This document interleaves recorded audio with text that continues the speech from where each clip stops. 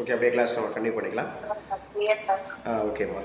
So last class நம்ம பார்த்தது தான். ஸோ டிஇடியோட பேப்பர் 1 and 2 அப்படிங்கிறதுனோட முக்கியமாக ஃபஸ்ட் யூனிட் அப்படிங்கிறது இன்னைக்கு பார்க்க இருக்கிறோம். ஃபஸ்ட் யூனிட் ஆல்ரெடி நம்ம பேசிட்டோம். ஸோ கிட்டத்தட்ட யாராவது சொல்ல முடியுமா நம்பர் ஆஃப் பேஜஸ் நம்ம எவ்வளோ கவர் பண்ணியிருந்தோன்னு? எல்லாருக்குமே ஆடியோ அண்ட் வீடியோ அனுப்பிச்சி கொடுத்துருக்கேன். ஸோ நம்பர் ஆஃப் பேஜஸ் அப்படியே கொஞ்சம் வேகமாக சொன்னீங்கன்னா நல்லாயிருக்கும். ஏன்னா ஏற்கனவே சொன்னோம் சைக்காலஜி. Psychology 11 okay 11. சைக்காலஜி அப்படின்னாவே நம்ம பொதுவாக எந்த வார்த்தையிலிருந்து எடுக்கப்பட்டது அப்படி சொல்லி பார்த்தீங்கன்னா it is a Greek word அப்படின்னு சொல்லியிருந்தோம். கிரேக்க வார்த்தை அப்படிங்கிறது சைக்கி அப்படின்னா உயிர் அப்படின்ற மாதிரி சொல்லியிருந்தோம். லோகஸ் அப்படின்னா அறிவியல் அப்படின்னு சொல்லியிருந்தோம். அப்போ உளவியல் அப்படின்னாவே ஆன்மா பற்றியது, உளவியல் அப்படின்னாவே ஆன்மா பற்றியது, அதே மாதிரி மனம் பற்றியது, அதே மாதிரி அந்த மனம் மற்றும் ஆன்மாவை பற்றி ஆராயக்கூடிய ஒரு அறிவியல் அப்படிங்கிறது நம்ம பார்த்துருந்தோம். ஸோ ஆன்மா அறிவியல் அப்படின்னு ஒன்று பார்த்தோம். அதுக்கப்புறம் வந்து பார்த்தீங்கன்னா அரிஸ்டாட்டில் பற்றி நம்ம பேசியிருந்தோம். அதே மாதிரி காண்ட், இமானுவேல் காண்ட் அவர் தான் சொல்லியிருந்தார் உளவியல் என்பது ஆன்மா பற்றியது அல்ல, அது மனிதனின் மனம் பற்றியது. இது அடிக்கடி போன வந்து previous year question paper discuss பண்ணும்போது கூட நம்ம சொல்லியிருந்தோம். இந்த இமானுவேல் காண்ட் அப்படிங்கிறது உளவியல் என்பது ஆன்மா பற்றியது அல்ல, அது மனிதனுடைய மனம் பற்றியது அப்படிங்கிற மாதிரி சொல்லியிருந்தாரு. நீங்கள் இந்த படத்தில் பார்க்கக்கூடியவர் ஃபர்ஸ்ட் இருக்கிறது டெமோக்ரட்டஸ். அந்த டெமோக்ரட்டஸ், அதுக்கப்புறம் பிளேட்டோக்கு அப்புறம் அரிஸ்டாட்டிலுக்கு அப்புறம் காண்ட்டு. நீங்கள் பழைய கிளாஸ் அட்டன் பண்ணாதவங்க அந்த ஆடியோ ஃபாலோ பண்ணிங்கப்பா. நான் வேகமாக போயிடுறேன், ஏன்னா இன்றைக்கி ஒரு யூனிட்டை முடிச்சுட்டு நமக்கு இன்றைக்கி டெஸ்ட் வைக்கணும்.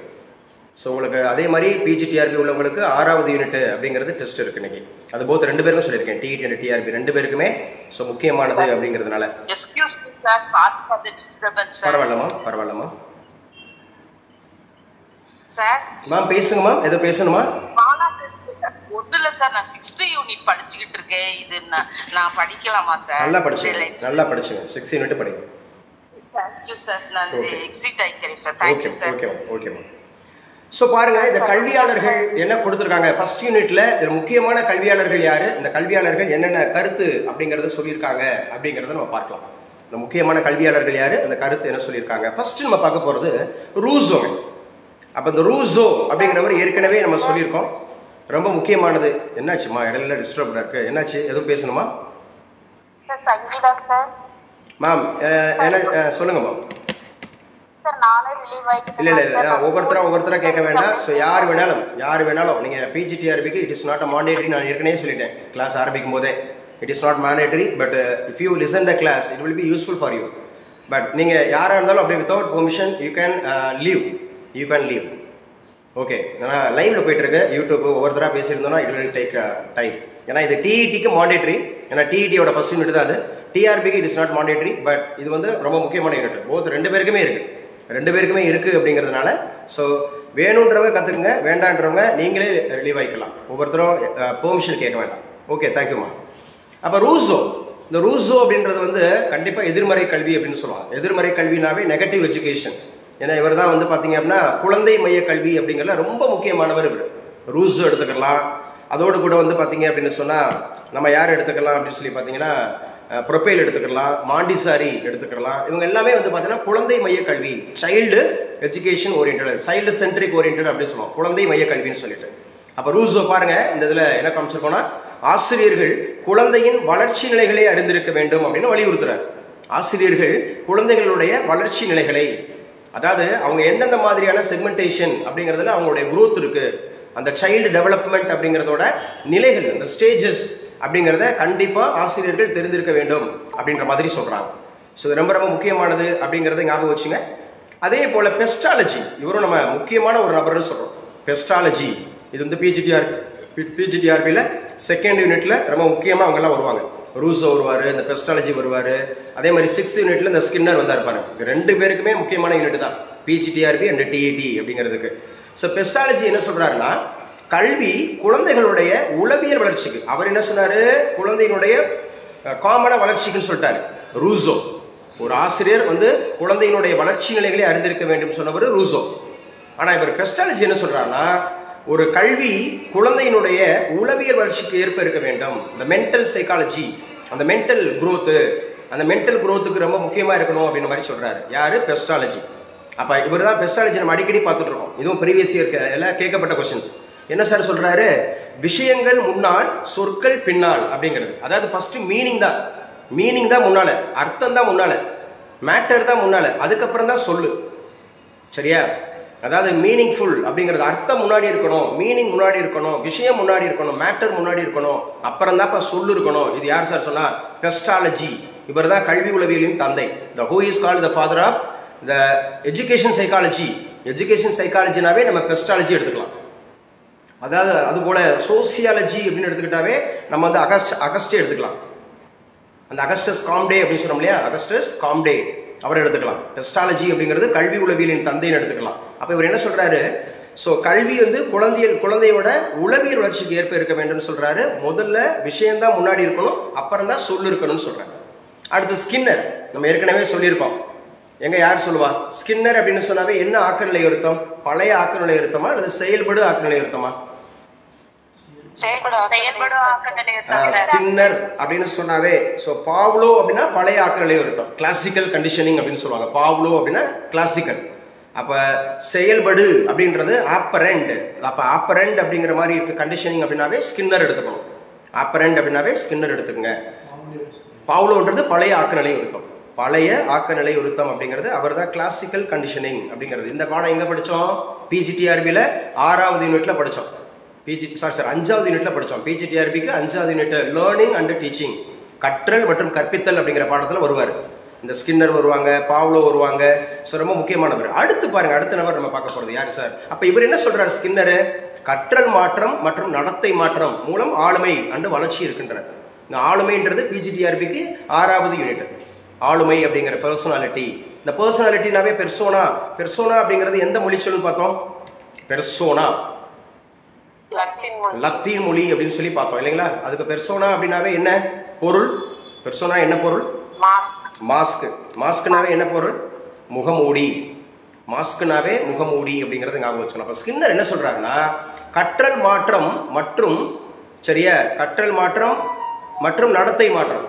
ஸோ கற்றல் மாற்றம் மற்றும் நடத்தை மாற்றம் மூலம் ஆளுமை அண்டு வளர்ச்சி, ஆளுமை வளர்ச்சி இருக்கும்பா. கற்றல் மாற்றம், நடத்தை மாற்றம். நமக்கு சைக்காலஜிக்கே, நமக்கு எஜுகேஷன் சைக்காலஜியில் ரொம்ப முக்கியமான ஒரு விஷயம் என்ன சொல்கிறாங்க அப்படின்னு சொல்லி பார்த்தீங்கன்னா, இது பெர்மனன்ட் சேஞ்ச் இன் ஆட்டிடியூட். கல்வி உளவியல் அப்படிங்கிறது கூட டெஃபினிஷன் என்னன்னா, பெர்மனன்ட் சேஞ்ச் இன் ஆட்டிடியூட், நடத்தையில் ஏற்படக்கூடிய ஒரு நிரந்தர மாற்றம் அப்படிங்கிறது தான் கல்வி உளவியல் அப்படிங்கிறத எல்லா கல்வியாளர்களும் சொல்கிறாங்க. அப்போ குரோ பாருங்க, ஏற்கனவே குரோ என்ன சொல்லியிருக்காருன்னு நம்ம பார்த்துருக்கோம். ஆல்ரெடி குரோ ஒரு முக்கியமான டெஃபினிஷன் அடிக்கடி கிளாஸ்ல சொல்லிட்டு இருக்கேன். குரோ அண்ட் குரோ, அதாவது கல்வி அப்படிங்கிற ஒரு செயல்பாடு அப்படிங்கிறது ஒருவர் பிறப்பு முதல் இறப்பு வரை தொடர்ந்து நிகழ்ந்து கொண்டே இருக்கிறது அப்படிங்கிறத சொன்னவர் தான் இந்த குரோனாவே புரிஞ்சுக்கலாம். இந்த குரோன்றது CROW, நம்ம அந்த குரோ CROW GROW பார்த்தோம்னா குரோ அப்படி வேணா அசோசியேட் பண்ணிக்கலாம். GROW குரோ அப்படின்னு சொன்னாவே நம்ம ரொம்ப முக்கியமானது வளர்ந்துகிட்டே இருக்கு. அப்ப பிறப்பு முதல் இறப்பு வரை ஒரு கல்வி மாற்றம் அப்படிங்கிறது, ஒரு கல்வி நிகழ்வு அப்படிங்கிறது, ஒரு கற்றல் அனுபவம்ன்றது தொடர்ந்து பிறப்பு முதல் இறப்பு வரை நடந்து கொண்டே இருக்கிறது. இதை சொன்னவர் யாருன்னு கேட்டா குரோ அண்ட் குரோ அப்படிங்கிறத எடுத்துக்கணுங்க. ரைட், இப்போ இது முடிச்சிட்டோம். யார் யார் முக்கியமான சைக்காலஜிஸ்ட் அவங்க என்னென்னலாம் சொல்லியிருக்காங்க. So we have covered 11 pages. உங்களுக்கு மெட்டீரியல் ரீச் ஆகுதுலமா? மெட்டீரியல் ரீச் ஆகுதுல? மெட்டீரியல் ரீச் ஆகுது. ஸோ இப்போ நம்ம என்ன பார்க்கணும்? என்னம்மா ஏதோ பேசுனீங்க? Okay, so definition and scope எழுதிக்கங்க. Definition and scope. ஒரு கல்வி உளவியல் முதல் பாடம் நல்லா புரிஞ்சுக்கிட்டீங்கன்னா அடுத்தடுத்த பாடங்கள் வந்து எளிமையாக புரியும். ஏன்னா ஃபர்ஸ்ட் பாடம் தான் எப்பவுமே முக்கியம். இந்த போத் ரெண்டு பேருக்குமே, பிஜிடிஆர்பி அண்ட் டிஇடி ரெண்டு பேருக்குமே முக்கியமான பாடம். இதில் தான் அதிகமான கேள்விகள் வரும். ஸோ மொத்தம் 30 questions. நான் ஏற்கனவே உங்களுக்கு கிட்டத்தட்ட ஒரு 1000 பக்கத்துக்கிட்ட நான் உங்களுக்கு அனுப்பிச்சு கொடுத்துருக்கேன். கிட்டத்தட்ட ஆமாம் அவ்வளோ பக்கம் அனுப்பிச்சு கொடுத்துருக்கேன் நினைக்கிறேன். I think so. எல்லாமே போன டிஆர்பியில் கேட்கப்பட்ட ஒரிஜினல் கொஸ்டின்ஸ் எல்லாத்தையும் தொகுத்து கொடுத்துருக்கேன் சைக்காலஜி அப்படிங்கிறதுல. ஸோ அதே மாதிரி தமிழில், இங்கிலீஷில், மேத்தமெட்டிக்ஸில், சயின்ஸில் கிட்டத்தட்ட 1035 பக்கமும் என்னமோ நான் உங்களுக்கு அனுப்பிச்சு கொடுத்துருக்கேன்னு நினைக்கிறேன். எல்லாருக்கும் அனுப்பிச்சு கொடுத்துட்டேன், போத் டிஆர்பி அண்ட் டிஇடி. யாருக்கும் வரலைன்னா நான் திரும்ப ரிமைண்ட் பண்ணுங்கள், நான் உங்களுக்கு மறுபடியும் அனுப்பிச்சு தரேன். ஏன்னா இதில் நமக்கு வாட்ஸ்அப்பில் அனுப்பிச்சு கொடுத்தது வந்து நீங்கள் பின்னால் சேர்ந்தீங்கன்னா முன்னாடி இருக்கிறத பார்க்க முடியாது. அப்படிங்கிற போது நான் இப்போ சொன்னது ரொம்ப முக்கியமானது. ஒரு 1000 பக்கங்களுக்கு மேலே பழைய டிஇடியில் கேட்கப்பட்ட, அதாவது 4 டிஇடி இது வரைக்கும் நடந்திருக்கு. 2012 நடந்திருக்கு, 2013 நடந்திருக்கு, 2017 நடந்திருக்கு, 2019 நடந்திருக்கு. இந்த 2012 நடந்தது கேன்சல் பண்ணாங்க. பட் 2012 கொஸ்டின் பேப்பர் இருக்கு இல்லையா, அதையும் நம்ம பார்த்துக்கலாம். ஏன்னா அந்த கொஸ்டின் பேப்பரில் ரொம்ப மினிமம் தான் பாஸ் பண்ணாங்க 2012. அதெல்லாம் வந்து பார்த்தீங்கன்னா ஒவ்வொரு டிஸ்ட்ரிக்ட்லையும் 0லாம் போட்டாங்க. பேப்பரில் போடும்போதே 0 அப்படிலாம் போட்டாங்க. ஏன்னா ஆசிரியர்கள் வந்து இந்த அளவுக்கு இருக்கிறாங்களா, எல்லாரும் டீச்சராக இருக்கிறாங்க பட் தகுதி இல்லாமல் இருக்கிறாங்களான்னு சொல்லிட்டு ரொம்ப பேசு பொருளாச்சு. அப்புறம் தான் அந்த எக்ஸாமை கேன்சல் பண்ணிவிட்டு மறுபடியும் 2013 அப்படிங்கிறதுல நியூ கொஸ்டின் பேப்பர் வச்சாங்க. அப்போ தான் மார்க்கும் குறைச்சாங்க. 55% மார்க் எடுத்தால் போதும். முன்னாடி 60 இருந்துச்சு, 90 எடுத்தால் தான் பாஸ் இருந்துச்சு 2012. இப்போ 55% எடுத்தால் கூட போதும்னு சொல்லிட்டு 82 மார்க் எடுத்தால் பாஸ்ன்னு சொல்லி வச்சிருக்காங்க. அதே மாதிரி இந்த டிஇடியில் ஒரு முக்கியமான அறிவிப்பு என்னன்னா, ஷெட்யூல் ரைபாக இருக்கிறவங்க, ஸோ அவங்க வந்து பார்த்தீங்கன்னா ஒன்லி 60 மார்க் எடுத்தால் போதும்னு சொல்லிட்டாங்க. 60 மார்க் எடுத்தால் கூட போதும், இந்த வருஷம் மட்டும்தான் ஆகும் இந்த டிஇடிக்கு மட்டும். ஸோ அவங்களுக்கு ஒரு என்ன கொடுக்குறாங்க, ஒரு ரிலாக்ஸேஷன் கொடுக்குறாங்கன்னு சொல்லி. ஓகேங்க, டெஃபினிஷன் அண்ட் ஸ்கோப்ன்றதை பார்க்கலாம். Definition and scope. அப்போ டெஃபினிஷன் அண்ட் ஸ்கோப் அப்படிங்கிற போது கல்வி உளவியல் அப்படின்னு சொன்னாவே இது குழந்தை பருவ மற்றும் இளமை கால உளவியல் சொல்கிறான். குழந்தை பருவம். இடையில யாரோ பேசுகிறீங்க, எதுவும் பேசணுமா? யாரும் ஆன் பண்ணி வைக்காதீங்க. நம்ம அதில் கிளாஸ் அட்டன் பண்ணிக்கிட்டு இருக்கக்கூடிய ஆஸ்பிரண்ட் வந்து ஆன் பண்ணி வைக்கக்கூடாது. தெரியாமல் கைப்பற்றுச்சுனாலும் கவனிங்க, நம்ம பேசுகிறத கவனிங்க. இல்லை ஏதாவது டவுட்னா நீங்கள் so you can ask questions. டெஃபினட்டாக நீங்கள் வந்து கேட்கலாம். But otherwise you should keep quiet. So வரையறை மற்றும் பரப்பு, டெஃபினிஷன் அண்ட் ஸ்கோப்னு பார்க்கும்போது குழந்தை பருவம் அப்படிங்கிறது இதுதான் வந்து பார்த்தீங்கன்னா இந்த சைல்டு டெவலப்மெண்ட். நமக்கு பாடமே கல்வி உளவியல் கிடையாது. டிஇடியை பொறுத்தவரை பாடமே கல்வி உளவியல் அப்படிங்கிறது கிடையாது. இந்த பாடமே நமக்கு என்ன சார்னா சைல்டு டெவலப்மெண்ட் படக்காட்சி தான்.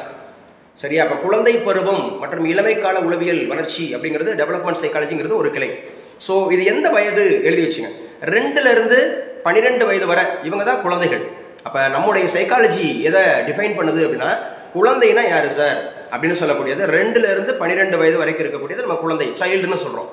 அண்ட் தென் 13 to 19 அப்படின்னு போயிட்டோம்னா நம்ம அவங்கள வந்து என்ன சொல்கிறோம், ஸோ இளைஞர்கள் அப்படின்னு சொல்லக்கூடிய யங்ஸ்டர்ஸ் அப்படி சொல்லி கொண்டு போயிடும். அடலசன்ஸ் அந்த மாதிரி இருக்கக்கூடிய அந்த பருவம் முக்கியமான பருவம்னு சொன்னேன். எங்க நான் ப்ரீவியஸ் கிளாஸில் சொன்னது ஞாபகம் இருக்கா? யார் சொல்கிறா? இது வந்து குழப்பமான சிக்கலான ஒரு மனக்குமுறல் உள்ள, ஸோ அந்த மாதிரி உள்ள ஒரு பருவம் சொன்னது யார்? யாருமா? ஸ்டான்லி ஹால் அப்படிங்கிறவர் குறிப்பிடுறாரு. எஸ், ஸ்டான்லி ஹால் அப்படிங்கிறவர் தான் குறிப்பிடுறாரு. ஸோ குழந்தைகள் அப்படிங்கிறது வந்து ஸோ வயது கேட்டாங்கன்னா 2லேருந்து 12 வயது அப்படிங்கிறத எடுத்துக்கிறோம். இளைஞர்கள் அப்படின்னு எடுத்துக்கிட்டா ஸோ நமக்கு 13 முதல் 19 வயது வரை எடுத்துக்கிறோம். ஸோ இதில் என்ன சார் நம்ம கவனிக்க வேண்டியது, ஒன்று வளர்ச்சிங்கிற குரோத், 2வது வந்து நடத்தை அப்படின்னு சொல்லக்கூடிய ஆட்டிடியூட்.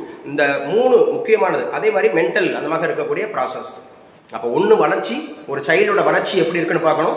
2வது அவங்களுடைய நடத்தைங்கிற ஆட்டிடியூட் எப்படி இருக்குன்னு பார்க்கணும். 3வது மனம் அப்படிங்கிற அவங்களுடைய மென்டல் எப்படிங்கிறது எப்படி இருக்குன்னு பார்க்கணும். சோல் அப்படிங்கிற ஒரு ப்ராசஸ் எப்படி இருக்குன்னு பார்க்கணும். இந்த பாடத்தை வாட் இஸ் வாட்லாம் படிக்காதீங்க. சைக்காலஜியை மட்டும் வாட் இஸ் வாட் படிக்கவே கூடாது. நல்ல காம்ப்ரிஹெண்ட் திங்கிங் வேணும், புரிஞ்சுக்கிட்டு படிக்கணும். நல்ல பாடத்தை புரிஞ்சுக்கிட்டு எப்படி வேணாலும் கேள்வி கேட்கலாம். அப்படிங்கிற போது நல்லா புரிஞ்சுக்கிட்டு நல்லா ஆழ்ந்த அந்த மாதிரி இருக்கக்கூடிய அனுபவ அறிவோடு படிக்கணும். சரிங்க, இந்த டெஃபினிஷன்ல என்ன முக்கியமான அம்சங்கள் என்னென்ன அப்படி சொல்லி பார்ப்போம். ஆமா, 2 தான் சார், 2 தான். நமக்கு ரெண்டு பேரை பற்றி தான் படிக்கிறோம். ஏன்னா நம்ம இளைஞர்களோட முடிச்சுக்கிறோம். ஏன்னா நமக்கு சைல்டு டெவலப்மெண்ட் படக்காட்சி அப் டு 10th வரைக்கும் வந்து பார்த்தீங்கன்னா 15-16 வயசோட நம்ம முடிச்சுக்கிறோம். அப்போ நுண்ணறிவு அப்படிங்கிறது ஞாபகம் வச்சுங்க. இந்த நுண்ணறிவு அப்படின்னு சொன்னாவே நம்ம 16 வயசோட ஸ்டாப் ஆகுதுன்னு சொல்லியிருந்தோம் இல்லையா? சில பேர் 15ன்னு சொன்னாங்க, சில பேர் 16ன்னு சொன்னாங்க. ஸோ அதில் முக்கியமாக ஞாபகம் வச்சுக்கணும். முக்கிய அம்சங்கள் அப்படின்னு பார்த்தா ஒன்று வந்து உடலுங்க. இந்த நம்மளுடைய கல்வியில் நம்ம ரொம்ப கவனிக்க வேண்டிய விஷயம் என்னன்னா அந்த பிசிக் பாடி அந்த மாதிரி. 2வது அந்த 13 வயதுக்கு மேலே அவன் தான் வந்து பார்த்தீங்கன்னா அவனோட செட்டோட ஒன்றிருவான். அவன் தான் நண்பேண்டா அப்படிங்கிற மாதிரி நண்பர் கூட்டத்துக்குன்னு ஒரு வைப்பான். ஸோ அவன் தான் பீர் குரூப் அப்படின்னு சொல்லுவாங்க. PEER பீர் குரூப்னா ஒப்பார் குழுனாவே அடல்ட் அந்த மாதிரி இருக்கக்கூடிய அந்த இளைஞர்கள் அந்த பீரியட்ல தான் அவங்க வருவாங்க அப்படிங்கிறது. ஸோ இந்த வளர்ச்சியினுடைய கட்டங்கள் பாருங்க, இதை சார் கேட்டாரு, அதே மாதிரி இருக்கிறது எழுதி வச்சுங்க. இப்போ இந்த வளர்ச்சியோட நிலைகள் எப்படி பிரிக்கிறோம்? Stages of development.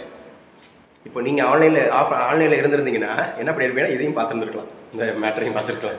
பரவாயில்ல என்ன நான் பின்னால் காமிக்கணும். சார் நல்ல சார், ரொம்ப தான் சார். என்ன சார் ஆன்லைனில் 2மே வாங்கலாம். நீங்கள் நேரடியாக வர மாதிரி வந்துக்கலாம். ஸோ அது மாதிரி ஆன்லைன்லையும் வாங்குறதாலும் வைக்கலாம், ஒன்றும் பிரச்சனை இல்லை. ஸோ ஸ்டேஜஸ் ஆஃப் டெவலப்மெண்ட் அப்படின்னு பார்த்தீங்கன்னா பிள்ளை பருவம், இன்ஃபேன்சி அப்படிங்கிறது வந்து 0லேருந்து 2 வருஷங்க. இதுல இருந்து அடிக்கடி கொஸ்டின் வந்திருக்கு, நிறைய கொஸ்டின் வந்திருக்குங்க.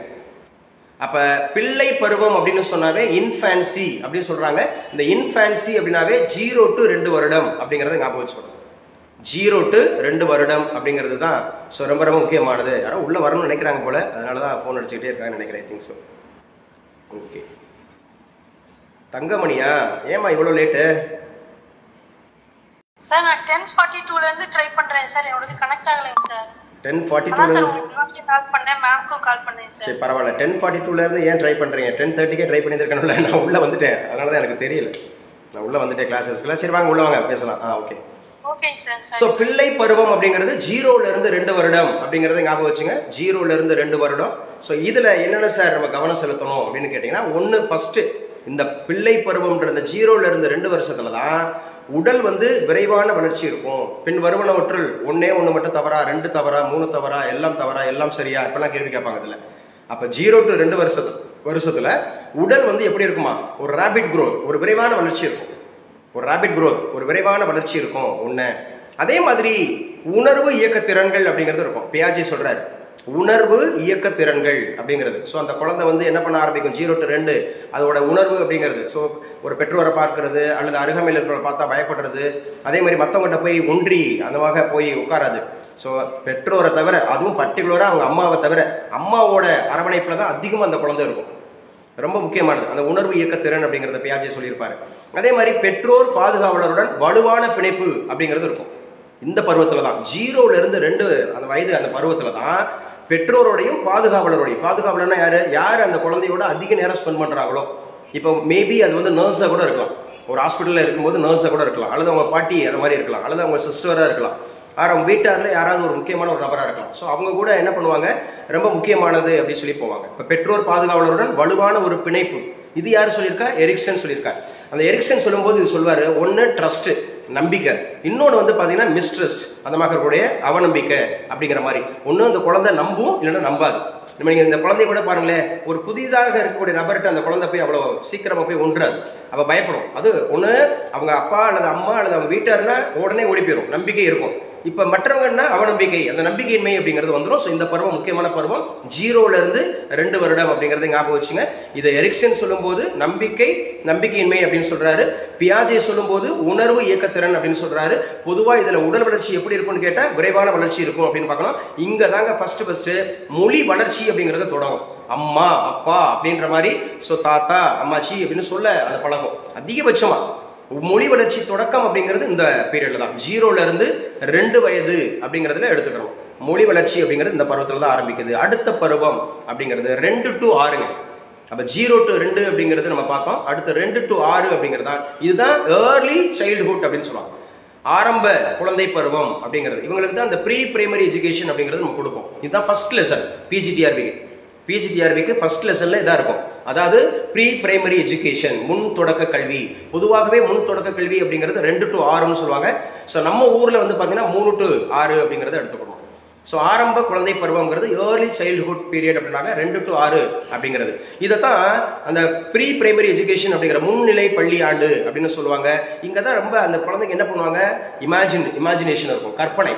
இப்போ குழந்தை என்ன பண்ணும், ஒரு பொம்மையை வச்சுக்கிட்டு சோறு ஊட்டும், பொம்மையை வந்து பார்த்தீங்கன்னா குளிப்பாட்டும். நம்ம தெரியாமல் அந்த குழந்தைங்க அந்த பொம்மையை போய் மிதிச்சுட்டு போகிறோம்னு வச்சுங்க, பெரியவங்க மிதிச்சுட்டு போகிறோன்னா சாரி அப்பா மிதிச்சிட்டாரு வலிக்குதா அப்படின்னு சொல்லிட்டு அந்த குழந்தை என்ன பண்ணும், இன்ட்ராக்ட் பண்ணிட்டு இருக்கோம், அந்த பொம்மையோட இன்ட்ராக்ட் பண்ணும். நம்ம வாட்டுக்கு லூஸு, ஏன்னா அதுக்கு வந்து அதாவது அந்த குழந்தைய பார்த்துக்கிட்டு லூஸு அப்படிலாம் பண்ணாத வைக்கன்னு சொல்லக்கூடாது. ஏன்னா அதோட இயல்பு, அந்த நேச்சுரலிசம், அந்த குழந்தையோட இயல்பு அது. ஸோ அந்த கற்பனை அப்படிங்கிறது இந்த பருவத்தில் தான் இருக்கும். அதே மாதிரி மொழி நல்லா வந்து அந்த லாங்குவேஜ் அப்படிங்கிறது டெவலப் ஆகும். அதே மாதிரி அடையாள விளையாட்டு, சிம்பாலிக் பிளே, நான் சொன்னேன் இல்லையா, சோறு ஊட்டுறது. அந்த சிம்பாலிக் பிளேனா என்ன, சின்ன சின்ன பாத்திரங்களை வச்சுக்கிட்டு நான் சோறு சமைச்சு போடுறேன் அப்படின்ற மாதிரி அந்த சின்ன பிள்ளைங்க என்ன பண்ணுவோம், ஐயா என்ன சாப்பிடுங்க, சின்ன அப்பா சாப்பிடுங்க, பெரியப்பா சாப்பிடுங்கன்னு சொல்லிட்டு அந்த குழந்தை என்ன பண்ணுவோம், அப்போ நம்ம விட்டுப்பா சூப்பர் டேஸ்ட் அருமை பக்காவா இருக்கு அப்படின்னு சொல்லணும். அப்படி நம்ம அந்த பிள்ளையை பாராட்டணும்னா அது வந்து அந்த அணுகிற விதம் நல்லா இருக்கும், சூப்பரா இருக்கும். இந்த பருவம் முக்கியமான பருவங்க. ஸோ எரிக்சன் என்ன சொல்றாருன்னா, இதுல தான் அந்த குழந்தைக்கு என்ன கிடைக்குதுன்னா சுயாதீனம், பரவாயில்ல நம்மளை பாராட்டுறாங்க அப்படிங்கிற ஒரு சுயாதீனம் ஏற்படும். இல்ல அவமானம், ஐயோ என்ன கேவலப்படுத்துறாங்க, திட்டுறாங்க, அப்படின்னு சொல்லிட்டு ஏய் அங்கிட்ட போ, எப்போ பார்த்தாலும் லூஸ் மாதிரி விளையாண்டுட்டு இருப்ப, அப்படி பண்ணிட்டு இருப்ப, இப்படி பண்ணிட்டு இருப்ப அப்படின்னு போற அந்த குழந்தை அவமானம் அடையும். அதே மாதிரி முனைப்புன்னா என்னது? இனிஷியேஷன். நம்ம அடுத்து பண்ணாமா, நீ சூப்பராக சமைச்சு கொடுத்துருந்தப்பா, என்னம்மா இது ரசமா, அதோட ரசம், ஓ சூப்பர், நீ பிரியாணி பண்ணி கொடு அப்படின்ற போது அடுத்த கட்ட நகலுக்கு அது போகும் அப்படிங்கிற மாதிரி. அடுத்து இல்லைன்னா குற்ற உணர்வு. பிள்ளைங்களை நம்ம வந்து கண்டிச்சோம்னா இப்படி பண்ணாது அப்படி பண்ணாத பண்ணோம்னா அதுக்கு என்ன வந்துடும்? குற்ற உணர்வு. ஸோ இதெல்லாம் அந்த பருவத்தில் ரொம்ப முக்கியமான பருவம். எந்த பருவம் சார்னா இந்த ப்ரீ பிரைமரி எஜுகேஷனில். அப்போ அந்த பிள்ளைங்க அந்த டீச்சர் பர்டிகுலராக நீங்கள் ஃபர்ஸ்ட் ஸ்டாண்டர்ட்லேருந்து அந்த 5th ஸ்டாண்டர்டு அந்த மாதிரி இருக்கக்கூடாது. First standard, second standard, third ஸ்டாண்டர்ட்லேயே அந்த பிள்ளைங்க 6 வயது அப்படிங்கிறது ரீச் ஆயிடுவாங்க. அப்படி இருக்கும்போது அந்த பிள்ளைங்களுக்கு என்ன சார் கொடுக்கணும்னா ரொம்ப பிளேவே மெத்தட் கொடுக்கணும். அதான் சொல்லுவாங்க இந்த ஆக்டிவ் பிளே மெத்தட் அப்படின்னு சொல்லக்கூடியது. நல்ல பிளே, அந்த மாதிரி பிள்ளைங்க வந்து நிறைய இன்டராக்ட் பண்ண விடணும். அதான் முக்கியமானது. அதே மாதிரி பியாஜே இது என்ன எரிக்சன் என்ன சொல்றாரு? அவமானம், முனைப்பு அல்லது குற்ற உணர்வு இந்த மாதிரி சொல்றாரு. ஆனா பியாஜே என்ன சொல்றாரு பாருங்களேன். பியாஜே வந்து இதை வந்து முன் செயல்பாட்டு நிலை அப்படின்னு சொல்றாங்க. ப்ரீ ஆப்பரண்ட் பீரியட், முன் செயல்பாட்டு நிலை அப்படிங்கிறது அதாவது ப்ரீ ஆப்பரண்ட் பீரியட். இதெல்லாம் யார் சொல்லுவாங்கன்னு சொல்லி கேட்பாங்க. இதில் பாருங்க, போன பருவத்திலையும் எரிக்சன் வந்தார், இந்த பருவத்திலையும் எரிக்சன் வர்றார், போன பருவத்திலையும் பியாஜே வந்தார், இந்த பருவத்திலையும் பியாஜே வர்றார். அப்போ பியாஜே எந்த மாதிரி 0 to 2 என்ன மாதிரி சொல்றாரு, இந்த 2 to 6 என்ன சொல்றாரு, அந்த நோட்ஸில் பார்க்குறீங்க, நானும் உங்களுக்கு எக்ஸ்பிளைன் பண்ணுறேன், கரெக்டாக பார்த்துங்க. அப்போ இவர் பியாஜே என்ன சொல்றாருன்னா, ஸோ இவர் தான் என்ன சொல்றாருன்னா ஈகோ சென்ட்ரிசம் அப்படின்னு சொல்றாரு. அந்த ஈகோ சென்ட்ரிசம் அப்படின்னா என்னது? இதான் தன்மையியல். ஈகோனாவே இருக்கு. எத்தனை ஈகோ பார்த்தோம்? ஈகோ அந்த பார்த்தோம்ல, ஈடு, ஐடி, ஈடுன்னு பார்த்தோம். அதுக்கப்புறம் ஈகோ அப்படின்னு பார்த்தோம். அதுக்கப்புறம் சூப்பர் ஈகோ பார்த்தோமா? 3 பார்த்தோமா? ஓகே, ஓகேங்க. அதுக்கப்புறம் எழுதி வச்சுங்க later childhood. So later childhood அப்படின்றது 6 to 12 வருஷம். இதுதான் லேட்டர் சைல்டுஹுட்னாவே 6 to 12. அப்போ இது வரைக்கும் 3 பார்த்துருக்கோமா? ஒன்று வந்து 0 to 2, அதுக்கப்புறம் 2 to 6, இப்போ 6 to 12. இதுதாங்க வந்து ஸ்கூல் ஏஜ், பள்ளி பருவம். இதான் ஸ்கூல் ஏஜ். இங்கே தான் ஸ்கூலுக்கு உள்ள வருவாங்க. 6 வயசு அப்படின்னு ஆனதான், நம்ம 5 வயசு நிறைவானதான் நம்ம வந்து ஸ்கூலுக்குள்ள வருவோம், ஃபர்ஸ்ட் ஸ்டாண்டர்டுக்குள்ள வருவோம். பள்ளி பருவம் அப்படிங்கிறது இதுதான். அப்போ கல்வி கற்றல், நண்பர் குழு முக்கியத்துவம், நண்பர் குழு அப்படிங்கிறது முக்கியத்துவம் இந்த பீரியட்ல வந்துருவாங்க. ஸோ இதைத்தான் ஹோல்பர்க் சொல்றாரு ஒழுக்க வளர்ச்சி அப்படின்னு சொல்றாரு. நெறினாவே ஒழுக்கம், ஒழுக்க வளர்ச்சி.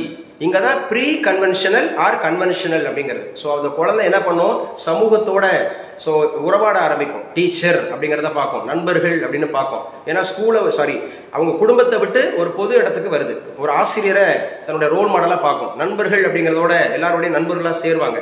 ஸோ ஒவ்வொரு அந்த பீரியட் வரும் அப்படின்ற மாதிரி இருக்கக்கூடியது. இதைத்தான் கோல்பர்க் சொல்றாரு நெறி வளர்ச்சி, ஒழுக்க வளர்ச்சின்னு சொல்றாரு. இதை பியாஜே என்ன சொல்றாருன்னு பாருங்க. பியாஜே என்ன சொல்றாருன்னா இதைத்தான் கான்கிரீட் ஆபரேஷனல் ஸ்டேஜ் அப்படின்னு சொல்றாரு. கான்கிரீட் ஆபரேஷனல் ஸ்டேஜ் அப்படின்னாவே இதுக்கு பேரு தர்க்க ரீதியான சிந்தனை அப்படிங்கிற. குழந்தை நிறைய கேள்வி கேட்க ஆரம்பிக்கும் இந்த வயசுல. ஏன் மிஸ், ஏன் டீச்சர், இது என்ன டீச்சர், அது என்ன டீச்சர், ஏன் டீச்சர் இப்படி பண்ணணும் அப்படின்னு சொல்லிட்டு அந்த குழந்தை வந்து அப்படின்ற மாதிரி கேட்கும். இந்த நீங்கள் பாபா சாஹேப் அம்பேத்கர் அப்படிங்கிறவருடைய திரைப்படம் வந்துச்சு, பயங்கரமாக ஃப்ளாஷ் ஆகிட்டு இருந்துச்சு, நீங்கள் பார்த்துருந்துருப்பீங்க. என்ன சார் அப்படின்னு சொன்னால் அந்த ஒரு நல்ல ஒரு குழந்தை, ஒரு பையன், அந்த பையன் கையில் வந்து ஒரு புத்தகத்தை வச்சுக்குவான். புத்தகத்தை வச்சுக்கிட்டு அம்மாட்ட போய் கேட்பான். அந்த அம்மாட்ட என்ன கேட்பான் அப்படின்னு சொன்னால், ஏம்மா நம்மளெல்லாம் வந்து பார்த்தீங்க அப்படின்னு சொன்னால் கீழ் சாதின்னு சொல்லி ஒதுக்குறாங்க, நம்மளாம் கீழ் சாதியாமா, நம்மளெல்லாம் வந்து நானும் ஒரு நாள் படிப்பேன், படித்து பெரியாளாகிட்டு நல்லாரும் சமம் அப்படின்னு சொல்லுவேன் அப்படின்ற மாதிரி அந்த பிள்ளை பேசுகிற மாதிரி காமிச்சிருப்பாங்க. அந்த பிள்ளை அப்படி போகும்போது அந்த சின்ன குழந்தை அப்படி வந்து ரொம்ப ஏக்கத்தோட போகிற பிள்ளை. அதுக்கப்புறம் வந்து பார்த்தீங்கன்னா அரசியலமைப்பு சட்டத்தை எழுதி முடிச்சு ரொம்ப கெத்தாக அந்த கோட் ஷூட்டு போடுற மாதிரி அந்த மாதிரி காமிச்சிருப்பாங்க. அப்போ அந்த சின்ன பிள்ளைகளில் அந்த சின்ன வயசில் நம்ம என்னென்னத்தை விதைக்கிறோமோ, சரியா, அவங்க கூட சேரக்கூடாது, இவங்க கூட சேரக்கூடாது, அவங்க வேற நாம வேற, ஸோ இப்படி என்னென்ன நம்ம அதாவது அதான் சொல்லுவாங்க, அடிக்கடி சொல்லுவாங்க, கெட்ட வார்த்தை ஒன்றும் கெட்ட வார்த்தை அல்ல, அது கேட்ட வார்த்தை அப்படின்னு சொல்லுவாங்க. ஸோ இந்த ஏஜில் அது எதெல்லாம் அப்சர்வ் பண்ணுதோ அந்த குழந்தை, அது பேரண்ட் இருந்து அப்சர்வ் பண்ணும், அதே மாதிரி ஸ்கூலில் அந்த மாதிரி டீச்சர்கிட்ட இருந்து அப்சர்வ் பண்ணும், அந்த நண்பர்கள்ட்ட இருந்து அப்சர்வ் பண்ணும், பிற அந்த மாதிரி இருக்கக்கூடிய காரியங்கள் இருந்து அப்சர்வ் பண்ணும். அது என்ன அப்சர்வ் பண்ணுதோ அதான் சொல்லுவாங்க அடிக்கடி. ஒரு குழந்தை வந்து நல்லவராவதும் தீயவராவதுன்றதுல 2 முக்கியமான பங்கு வகிக்குது. என்ன சார்? ஒன்று மரபுன்றது அவங்களோட ஹெரிடிட்டி, 2வது சூழலுங்க, என்விரான்மெண்ட். அது எந்த இடத்துல வளருது, எந்த மாதிரி வார்த்தைகள் அதை அப்சர்வ் பண்ணுது, எந்த மாதிரியான காரியங்கள் அது கண்ணோக்குதுங்கிறத பொறுத்து தான் அந்த குழந்தையினுடைய அறிவு வளர்ச்சியும் சரி, அவங்களுடைய ஒழுக்க வளர்ச்சியும் இருக்கு அப்படிங்கிறத நம்ம புரிஞ்சுக்கணும். இப்போ பியாஜே என்ன சொல்றாரு? கான்கிரீட் ஆபரேஷனல் ஸ்டேஜ் அப்படின்னு சொல்லக்கூடிய தர்க்க ரீதியான சிந்தனை, அதே மாதிரி வகைப்படுத்தும், வரிசைப்படுத்தும், இதெல்லாம் இருக்கு, கிளாசிபிகேஷன், அதே மாதிரி குரோனாலஜி கொடுக்கறது. அப்ப எரிக்சன் என்ன சொல்றாரு?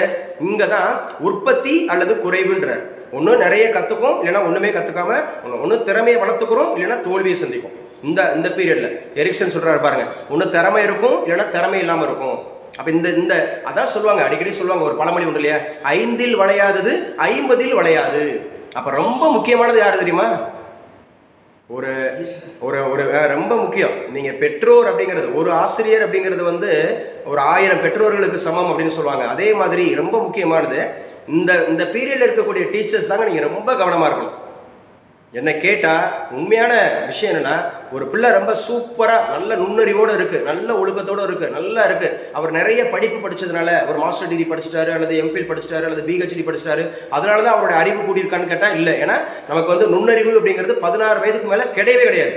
16 வயதுக்கு மேலே கிடையவே கிடையாது. அதுலேயும் ரொம்ப உண்மையான வளர்ச்சிங்கிறது எங்கே இருக்குது தெரியுமா? நுண்ணறிவு எங்கே வந்து பயங்கரமாக டெவலப் ஆகும் தெரியுமா? இந்த ஏஜ் குரூப்பில் தான். 6லேருந்து இந்த 12 வயது பார்த்தோம் இல்லையா, இந்த 6 to 12. அதனால தான் சொல்கிறது, இந்த எல்கேஜி யூகேஜி டீச்சர்ஸ் வந்து மேக்ஸிமம் ஃபர்ஸ்ட் ஸ்டாண்டர்ட்லேருந்து 5th ஸ்டாண்டர்ட் வரைக்கும் எடுக்கக்கூடிய டீச்சர்ஸ் வந்து ரொம்ப பொறுமையானவர்களாக இருக்கும், ரொம்ப அந்த மாதிரி இருக்கக்கூடிய நல்லா இறங்கி சொல்லிக் கொடுக்குறதா இருக்கணும், எல்லா விஷயத்தையும் சொல்லிக் கொடுக்குறதா இருக்கும். அந்த நேரத்தில் அந்த குழந்தை எவ்வளோ எடுத்துக்குதோ, எவ்வளோ கிராஸ்பிங் பண்ணுதோ, எவ்வளோ அப்சர்வ் பண்ணுதோ, அதுதாங்க அவங்களுடைய டாக்டரேட் வரைக்கும், அவர் வந்து கல்வியோட உச்சநிலை அடைகிற வரைக்கும் அதாங்க இருக்கும். அதான் ரொம்ப முக்கியமான அந்த டீச்சர்ஸ் தான். அதனால தான் சொன்னாங்க, இந்த மேக்ஸிமம் வந்து பார்த்தீங்கன்னா 5th வரைக்கும் ஃபீமேல் டீச்சர்ஸ் தான் அதிகமாக இருக்கணும் அப்படிங்கிற மாதிரி கொண்டு வந்தாங்க. ஏன்னா பெண்களுக்கு சும்மா ஒரு 7th ஒரு ஆக்டிங், அதாவது 5th கிளாஸ் ஒரு ஆக்டிங் போட்டு கொடுத்தாங்க. சரி சரி சரி. அங்க போய் அந்த பசங்களை ஸ்டாண்டர்டா, அதாவது உட்கார வைக்கிறது அத்தாடி அவ்வளோ கஷ்டங்க, அவ்வளோ கஷ்டம். உண்மையிலே சார் சொல்றாரு. அதுக்கப்புறம் எப்படி பாட்டு சொல்லி ஏன்னா அது ரொம்ப பொறுமை இருக்கணும். அதாவது தாய்மை அப்படிங்கிறத அதில் வந்து சரியாக அண்டர்ஸ்டாண்ட் பண்ண முடியுறதுனால தான் உண்மையாகவே இந்த 2nd grade டீச்சர்ஸ் அப்படிங்கிறவங்க அந்த 1 to குறிப்பாக 1 to 5 வரைக்கும் எடுக்கிறவங்க ரொம்ப ஹேர்ஸ், அவங்க வந்து ரொம்ப ரொம்ப இதுவாக இருக்கணும். நான் பிரின்சிபலாக இருந்திருக்கேன். ஆக்சுவலாக அந்த எல்கேஜி யூகேஜிக்கு போகும்போது காலையில் வரும்போது அழுதுகிட்டு அப்படியே வருவேன். நம்மளை வந்து பிள்ளை மாதிரி பார்ப்பேன் பிரின்சிபலுக்கு. அதே அங்கே நம்ம முன்னாடி இருப்போம், பிரின்சிபலுக்கு குட் மார்னிங் சொல்லிட்டு போனால் நம்ம முறைச்சிட்டு போவேன்.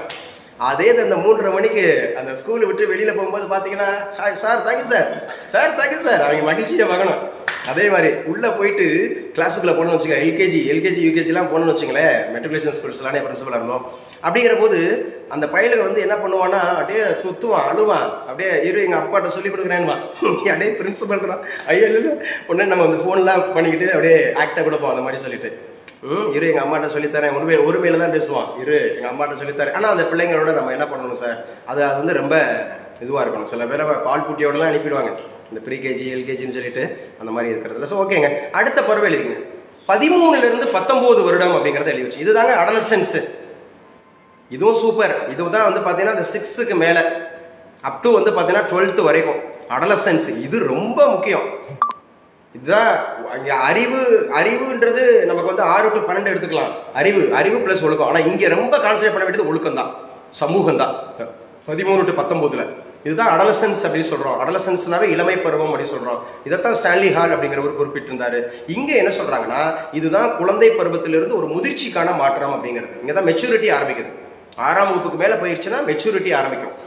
ஸோ இங்கே தான் அந்த பப்பரிட்டி அப்படிங்கிற பாலியல் முதிர்ச்சி ஏற்படும். அந்த உடல் அதோட ஹார்மோன்ஸ் இருக்குல்லையே, ஹார்மோன்ஸ் டெவலப்மெண்ட்டு, அந்த சேஞ்சஸ் ஏற்படுறதெல்லாம் இந்த பருவத்தில் தான். 13 வயதுலேருந்து 19 அந்த டீன் ஏஜ்னு சொல்லுவோம். இந்த 13 வயது அப்படிங்கிற போது அதோட டீன் ஏஜ் அப்படிங்கிறது வந்துடும். ஸோ இந்த பப்பரிட்டி அப்படிங்கிற அடையக்கூடிய நிலை அப்படிங்கிறது உடலில் வந்து ஹார்மோன் சேஞ்சஸ் அப்படிங்கிறது ஏற்பட்டுரும். இதை பியாஜே என்ன சொல்கிறார், இதைத்தான் பியாஜே என்ன சொல்கிறாருன்னா ஃபார்மல் ஆப்ரேஷனல் ஸ்டேஜ் அப்படிங்கிறார். Formal operational stage. அப்போ ஃபார்மல் ஆப்ரேஷனல் ஸ்டேஜ் அப்படிங்கிற போது இதுதான் மேம்பட்ட கருத்தியல் சிந்தனை வரும். இந்த கான்செப்ட் ஓரியன்டாக கற்றுக்க ஆரம்பிப்பாங்க. பியாஜே இது என்ன சொல்றாருன்னா ஃபார்மல் ஆப்ரேஷனல் ஸ்டேஜ் அப்படின்றாரு. இதை எரிக்சன் என்ன சொல்றாருன்னா, ஒன்று அடையாளம்ன்றது உங்களுக்கு எல்லாருக்கும் தெரியும். இது வந்து தன்னை அடையாளப்படுத்திக்கன்னு விரும்புவாங்க. ஒரு ரேங்க் கொடுத்தோன்னே ஃபர்ஸ்ட் ரேங்க், ஸோ எல்லாராலையும் பாராட்டும் போது சூப்பரு நான் பாரு அப்படின்ற மாதிரி அந்த டெவலப்மெண்ட்டை நான் ஜெயிச்சிட்டேன் அப்படிங்கிற ஒரு அடையாளம் அப்படின்றது. இல்லை அப்படின்னா குழப்பம், ஐயோ எனக்கு ஒன்றும் தெரியல, மற்றவங்களாம் என்னை கேலி பண்ணுறாங்க, கிண்டல் பண்ணுறாங்க, நான் லோ மார்க் எடுக்கிறேன், என்னை யாரும் பாராட்ட மாட்டாங்க. ஒன்று அடையாளம், அப்படி இல்லைன்னா அவமானம். அந்த மாதிரி இந்த குழப்பம், அந்த 2 ஸ்டேஜ் இங்கே தான் வரும் அப்படின்ற மாதிரி எடுத்துங்க. ஸோ அடுத்து நம்ம இந்த அடலசன்ஸோட கேரக்டர்ஸ் என்னங்க, இந்த இளமை காலத்தினுடைய பண்புகள் என்னென்ன அப்படின்னு சொல்லி பார்க்கலாம்.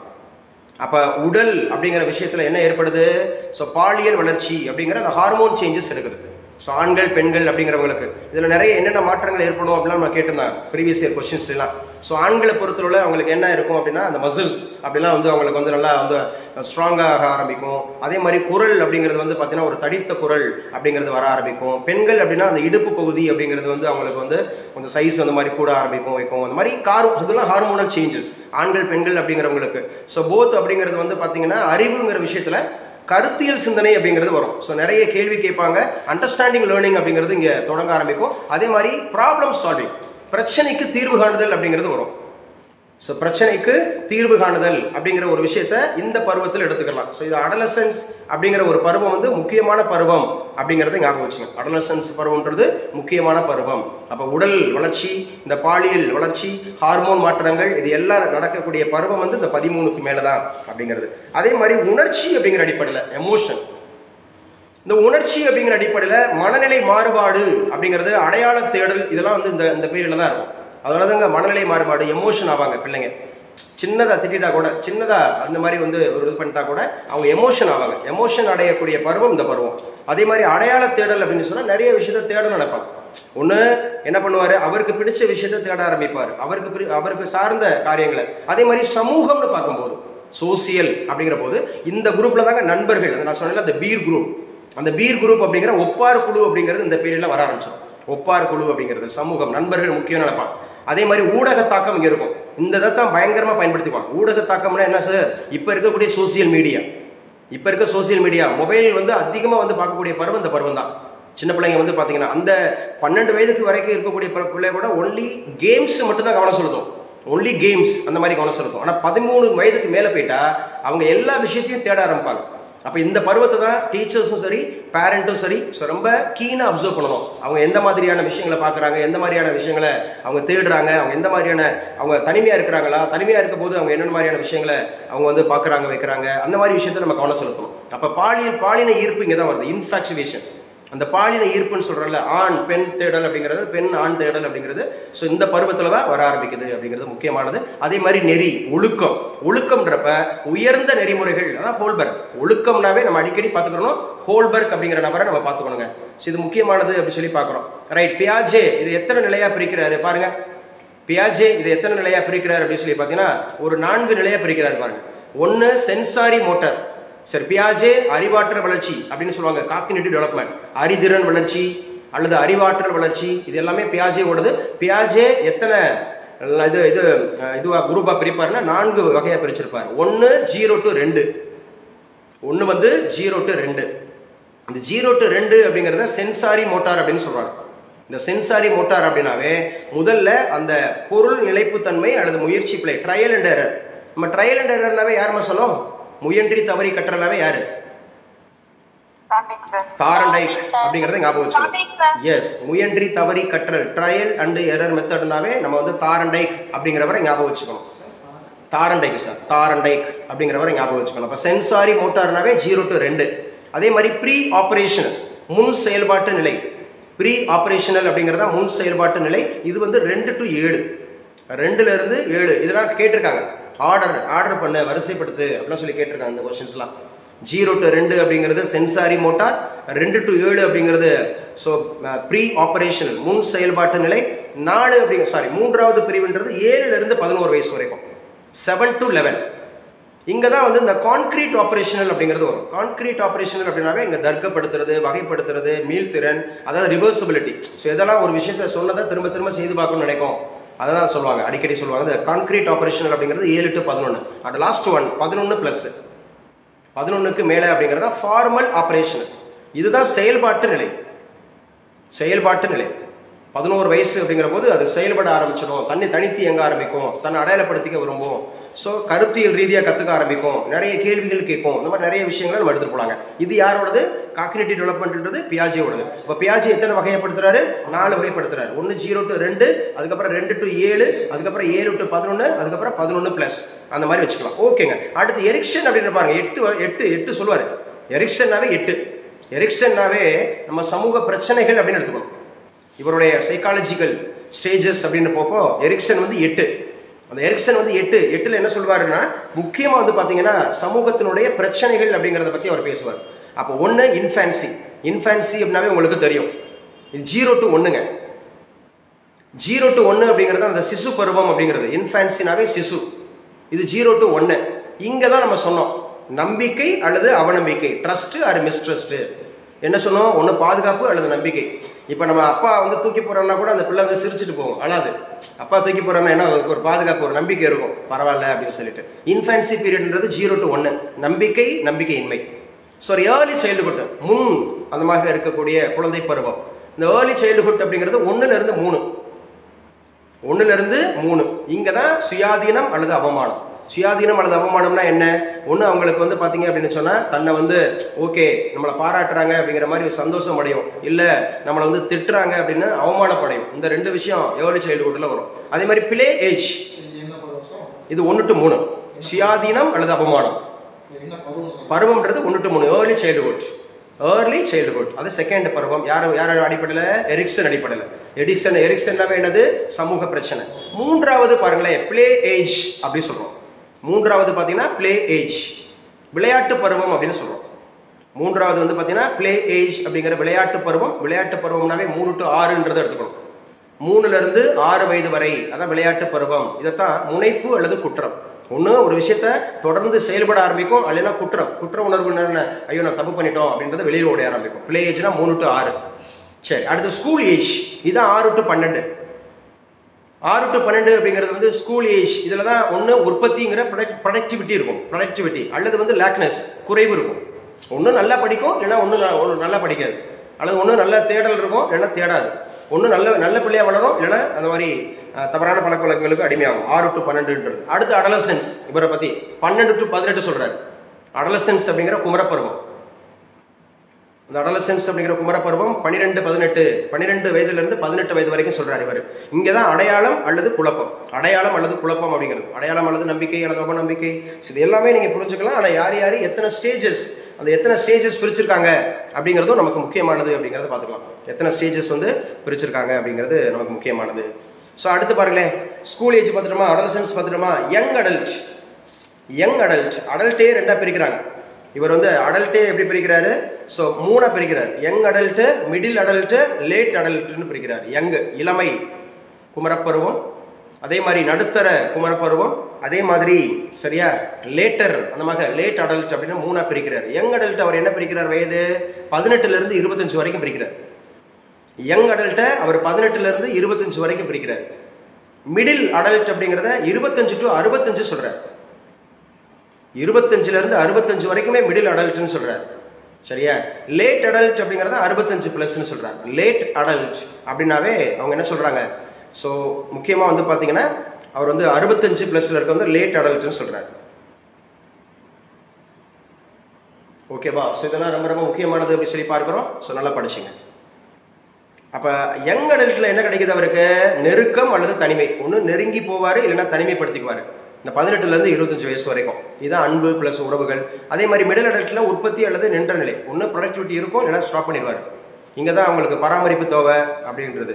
லேட் அடல்ட்டில் ஒன்றுமே இல்லை, அவங்க தான். ஸோ இவங்க இந்த பருவம் தான் அவங்க என்ன பண்ணுவாங்க, ஓய்வு எடுக்க விரும்புவாங்க, இல்லைன்னா அந்த கோயில் அந்த மாதிரி இருக்கிறது, இந்த மாதிரி என்ன சொல்கிறது, ஒரு ஞானம், ஏதாவது பக்தி பரவசம், அந்த மாதிரி கண்டிப்பாக வந்துடும். இப்போ நீங்கள் எந்த எதில் இருக்கீங்க, 25 to 65 இருக்கீங்க. நிஜமா தான் நமக்கு வந்து என்ன பண்ணுவோம்னா ஒரு அமைதியை தேடுவோம். சரி என்னடா எல்லாமே பார்த்துட்டோம், சரி பரவாயில்ல, நமக்கு வந்து ஒரு அமைதியாக போகணும், கோவிலுக்கு போகணும், இல்லை எங்கேயோ தனிமையாக இருக்கணும், அந்த மாதிரி இருக்கிற விஷயங்கள்லாம் கண்டிப்பாக வரும். அந்தந்த மோட்டார் ஸ்டேஜ் அப்படிங்கிறது சொல்லுவாங்க கண்டிப்பாக. அடுத்த விஷயங்க சிக்மண்ட் ஃப்ராய்டு. இவர் என்ன சொல்கிறாருன்னு பாருங்க. சிக்மண்ட் ஃப்ராய்டுனாவே மென்டல் சைக்காலஜி, மனநல உளவியல் அப்படிங்கிறத சொல்லுவாங்க. ஸோ மனநல உளவியல் அப்படிங்கிறது தான் இந்த மென்டல் சைக்காலஜி அப்படிங்கிறது தான் சிக்மண்ட் ஃப்ராய்டு அப்படின்னு சொல்லுவாங்க. இவர் என்ன சொல்றாருன்னா மனோபாலியல் கோட்பாடு அப்படின்னு சொல்றாரு. சைக்கோ செக்ஸுவல் தியரி அப்படின்றாரு. சைக்கோ செக்ஸுவல் தியரினா மனோபாலியல் கோட்பாடு அப்படிங்கிறது. இதைத்தான் அவர் என்ன சொல்றாருன்னா லேட்டன்சி ஸ்டேஜ்ன்றாரு. லேட்டன்சி ஸ்டேஜ், அதாவது இது 6 to 12 வயது சொல்றாரு அவர். இங்கே தான் கற்றல் மற்றும் நட்பு உண்டாகுதுன்னு சொல்றாரு. கற்றல் மற்றும் நட்பு 6 to 12 வயது அப்படிங்கிறது ஞாபகம் வச்சுக்கணும். அதே மாதிரி ஜெனிட்டல் ஸ்டேஜ் அப்படின்றார், இளமை பருவம். இங்கே தான் பாலியல் முதிர்ச்சி அது மாதிரி உருவாகுது. அந்த செக்ஷுவல் அப்படிங்கிற ஒரு என்ன சொல்றது முதிர்ச்சி ஏற்படுறது இந்த பருவம் அப்படின்றாரு. சரி ஓகேங்க. இது வந்து யாருன்னா நமக்கு அடுத்த நபர் பாருங்க, ஹோல்பர்க். ஹோல்பர்க் அப்படின்னாவே ஒழுக்கம் அப்படின்னு எடுத்துக்கணும். ஸோ இவர் எத்தனை நிலைகள் சொல்றாரு பாருங்க. இவர் எத்தனை நிலைகள் சொல்றாரு? 1 2 3 4 5, ஒரு 5 நிலைகள் சொல்றாரு. பார்ப்போம். இவர் ஒரு 5 நிலைகள் சொல்றாரு. யாரு? ஹோல்பர்க். ஹோல்பர்க் வந்து பாருங்களேன், முதல்ல வந்து பாத்தீங்கன்னா 4 to 7 சொல்றாரு. 4 to 7 இந்த ஒழுக்கம்ங்கிற விஷயம் வர ஆரம்பிக்கதே 3 வயசுக்கு கீழே கிடையாது. 3 வயசுக்கு கீழே கிடையாது. ஒழுக்கம்ன்றதே கிடையாதுன்னு சொல்ல வர்றாரு இவர். இவர் ஸ்டார்ட் பண்றதே நெறி அப்படிங்கிறது, ஒழுக்கம், அந்த மொராலிட்டினாவே எங்க இருந்து ஆரம்பிக்கிறாருன்னா 4 வயதுல இருந்து ஆரம்பிக்கிறார். ஃபர்ஸ்ட் நிலை அப்படிங்கிறது 4 to 7ங்கிறாரு. இந்த 4 to 7ங்கிறத ப்ரீ கன்வென்ஷனல் அப்படிங்கிற சொல்றாங்க. அதாவது கீழ்ப்படிதல் அப்படிங்கிற ஒரு நிலை. ஒபேயிங் அப்படின்னு போட்டுக்கணும். ஒபேயன்ஸ். அந்த ஒபேயன்ஸ் அப்படிங்கிறது வந்து இந்த பருவம் தான். 4 to 7 என்ன சொன்னாலும் அந்த பிள்ளை கேட்கும். ஸோ ரெண்டாவது அப்படின்றது அந்த ஸ்டேஜ், ரெண்டாவது ஸ்டேஜ் என்ன சொல்றாருன்னா 7 to 10ன்னு சொல்றாரு. 7 to 10. இந்த 7 to 10 அப்படிங்கிறது சுயநலன் அப்படின்னு போடுங்க. செல்ஃப் அந்தமாக இருக்கக்கூடியது. செல்ஃபிஷ், இந்த சுயநலம் அப்படிங்கிறத எடுத்துக்கிறேங்க.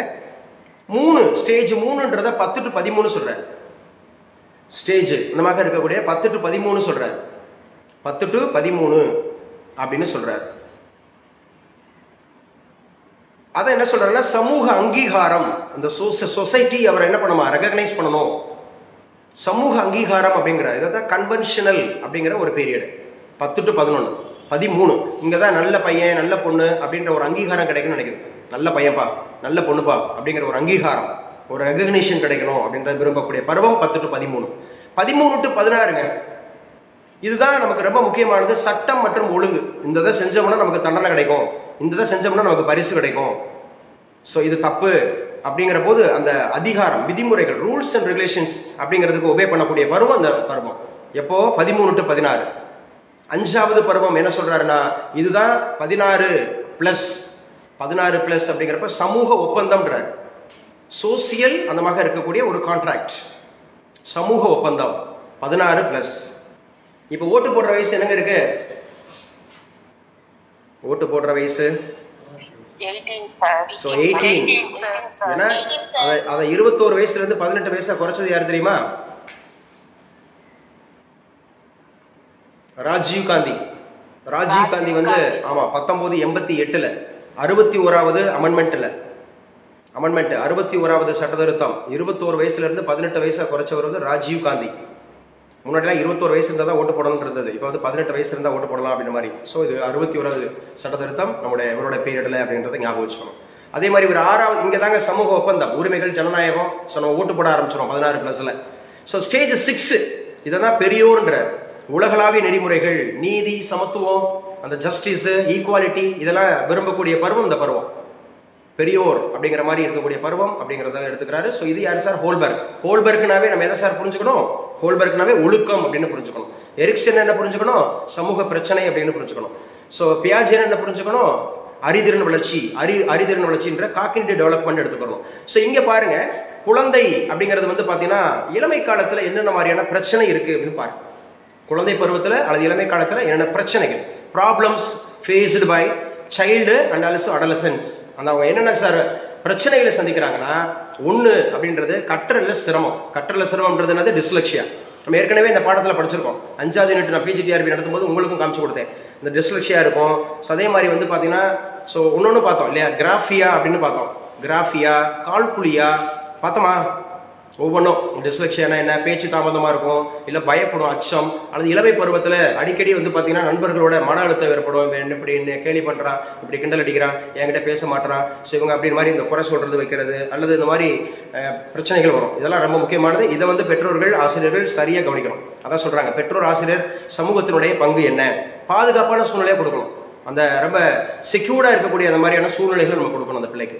அதே மாதிரி ஆர்வம், அவங்களோட இன்ட்ரெஸ்ட்டை வந்து என்ன பண்ணணும்? என்கரேஜ் பண்ணணும். அதே மாதிரி படைப்பாற்றல் அப்படிங்கிற கிரியேட்டிவிட்டி, இந்த படைப்பாற்றல் அப்படிங்கிற கிரியேட்டிவிட்டி நம்ம வந்து என்ன பண்ணணும்? என்கரேஜ் பண்ணணும். அதே மாதிரி சுய சிந்தனையை ஊக்குவித்தல். நீ செல்ஃபா யோசிடா. அதனால தான் சொல்றது, அவங்களுக்கு நிறைய வந்து என்ன கொடுப்பாங்க? ஸோ இந்த அசைன்மெண்ட்லாம் கொடுக்குறாங்க இல்லையா, அசைன்மெண்ட் செஞ்சுட்டு வான்னு சொல்றதெல்லாம் அவங்க இதெல்லாம் இப்போ எல்லாம் அசைன்மெண்ட் யார் செய்யறா? பெற்றோர் தான் செய்யறாங்க. பெற்றோர் தான் செய்கிறாங்க, வைக்கிறாங்க அப்படிங்கிறது. ஏன்னா ஸ்கூல்ஸில் வந்து பார்த்தீங்கன்னா ஃபார்மேட்டிவ் அசஸ்மெண்ட்னு ஒன்று இருக்குது, சம்மேட்டிவ் அசஸ்மெண்ட்னு ஒன்று இருக்குது. அந்த ஃபார்மேட்டிவ் அசஸ்மெண்ட், சம்மேட்டிவ் அசஸ்மெண்ட் இதெல்லாம் வந்து அவங்களாம் சுயமாக அவங்களை வந்து செயல்பட வைக்கணும். அப்போ தான் அந்த சுய சிந்தனையை ஊக்குவிக்க முடியும். அதே மாதிரி மதிப்பு கல்வி, இந்த மாரல் எஜுகேஷன் சொல்லுவோம். இந்த மாரல் எஜுகேஷன் அப்படின்னாவே மதிப்பு கல்வி. இப்போ மதிப்பு கல்வி அப்படிங்கிறது இருக்கணும். அதே மாதிரி சோசியல் அந்த மாதிரி இருக்கக்கூடிய கைடன்ஸ் இருக்கணும், சமூக வழிகாட்டுதல்.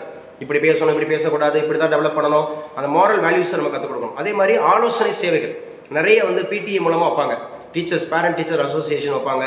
அதே மாதிரி இந்த லீடர்ஷிப்பை வளர்க்குறதுக்காக குரூப் லீடர் ஃபார்ம் பண்ணுவாங்க அந்த மாதிரி. அதே மாதிரி மனநலம் ஆதரவு அப்படிங்கிறது, ஸோ மென்டல் அந்த மாதிரி இருக்கக்கூடிய விஷயங்களை பார்த்துங்க. கல்வியினுடைய தாக்கங்கள் அப்படிங்கிறது என்னென்ன சார் இருக்குது இந்த பீரியடில் நல்லா படிச்சுங்க. அப்போ அடுத்த பீரியட் பாருங்களேன், இந்த இளமை காலம் அடலசன்ஸ் நம்ம ஏற்கனவே பேசிட்டோம். இங்கே அடலசன்ஸ் அப்படின்னாவே உடல் வளர்ச்சி வேகமாக இருக்கும். ஹார்மோன் அப்படிங்கிற சேஞ்சஸ் தான் இங்கே அதிகமாக இருக்குன்னு பார்த்துருக்கோம். ஏன்னா அந்த ஹார்மோன் சேஞ்சஸ் அதிகமாக இருக்கும். இந்த எரிசன் வந்து என்ன சொல்கிறாரு, இங்கே தான் வந்து பார்த்தீங்கன்னா அடையாளப்படுத்தணும், அந்த ஐடென்டிட்டி வரும், அல்லது ரோல் கன்ஃபியூஷன் பாத்திரம் குழப்பம். நம்ம என்ன மற்றவங்களால நம்ம தனிமைப்படுத்த போகிறோமா, மற்றவங்க நம்மளை பாராட்டுறாங்களா வைக்கிறாங்களா, ஸோ இதெல்லாம் பார்த்துங்க. இது ஆல்ரெடி படிச்சதுனால நான் வேகமாக கடந்து போகிறேன். காக்னிட்டிவ் டெவலப்மெண்ட்டில் என்னென்ன இருக்கும், எமோஷனல் டெவலப்மெண்ட்டில் என்னென்ன இருக்கும், இதெல்லாம் நம்ம படிச்சது தான். ஒழுக்கம் அப்படிங்கிற மாரல் டெவலப்மெண்ட் எப்படி எப்படி இருக்கும், ஒழுக்கம்னா யார், ஸோ அந்த மாதிரி ஹோல்பர்க் என்ன சொல்லியிருக்காரு, ஸோ இதெல்லாம் ரொம்ப முக்கியமானது. தியரிஸ் ஆஃப் டெவலப்மெண்ட் தலைப்பு எழுதுங்க. Theories of development, theories of development. So பியாஜே என்ன சொல்லியிருக்காருன்னு பார்ப்போம். தியரிஸ் ஆஃப் டெவலப்மெண்ட் அப்படிங்கிறதுல ஃபர்ஸ்ட் நம்ம பியாஜே பார்க்குறோம். ஸோ பியாஜே என்ன சொல்றாரு, பியாஜே அந்த தியரிஸ் ஆஃப் டெவலப்மெண்ட்ல பியாஜே என்ன சொல்றாரு. பியாஜே சொன்னாவே என்ன சொல்றாரு, அறிவாற்றல் வளர்ச்சி கோட்பாடு, அறிவு ஆற்றல் அப்படிங்கிறது காக்னிட்டிவ் டெவலப்மெண்ட் தியரினாவே நம்ம பியாஜே அப்படின்னு எடுத்துக்கணும். அப்ப இவர் என்ன சொல்ல வர்றாருன்னா, முதல் பாயிண்ட் அப்படிங்கிறது ஸ்கீமா. ஸ்கீமானாவே மனத்தளம் அப்படின்னு சொல்லுவோம், ஸ்கீமா. அப்ப